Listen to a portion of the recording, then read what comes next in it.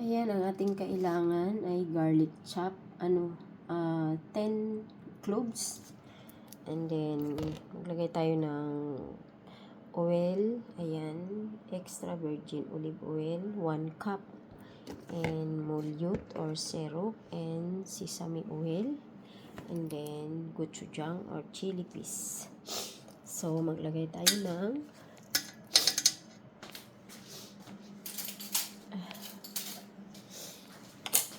ilagay natin ang ating kasi ito ang ating gagawin, dried squid. Ayan.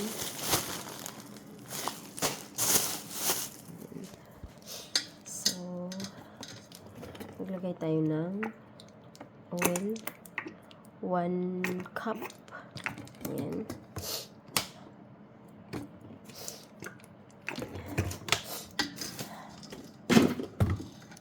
And then, maglagay tayo ng molute or syrup, 1 cup, kasi marami ang ating gagawin na dried seaweed.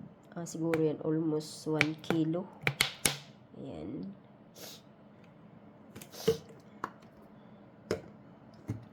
And then, half cup sesame oil. Ayan. And then,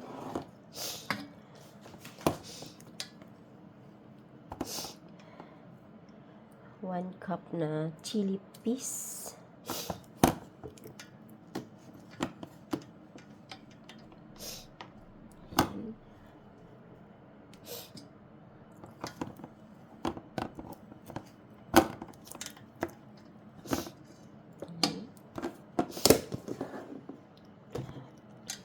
Ayan.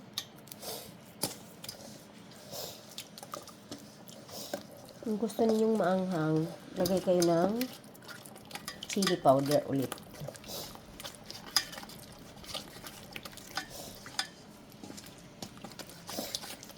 So, maglagay ako ng chili powder 1 spoon.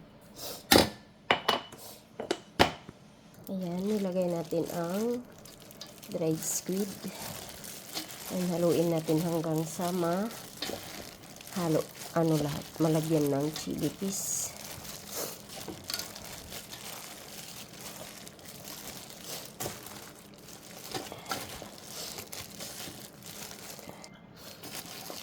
Ayan, haluin hanggang sa ma-mix lahat. Kasi yung iba hindi na lalagyan.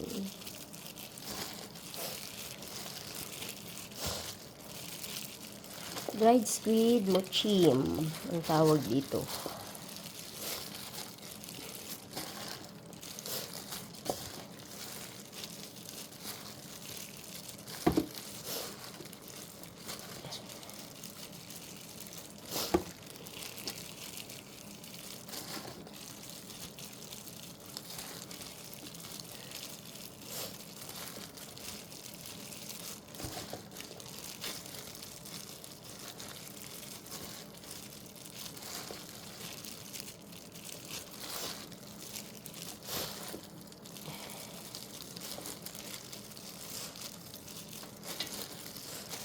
Ayan, nilagyan ko siya ng sesame seeds.